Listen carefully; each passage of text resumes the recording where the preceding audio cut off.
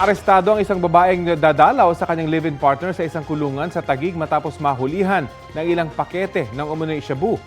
Ayon sa jail officer na kumapkap sa babae, dalaw sa Metro Manila District Jail sa Cabagong Diwa, naramdaman niyang tila may nakatago sa pantalon ng babae. Nang gupitin doon na nakita ang 3 pakete ng hinihinalang shabu na mahigit 18 gramo ang timbang. Tinatayang may street value yan na 125,000 pesos. Sabi raw ng babae na utusan lang siyang dalhin yan sa kulungan. Itinurn over na ng BGMP sa pulisyang babae na mahaharap sa reklamong illegal possession of dangerous drugs.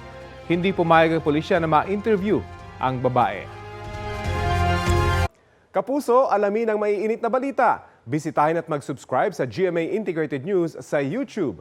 Sa mga kapuso abroad, samahan niyo kami sa GMA Pinoy TV at sa www.gmanews.tv.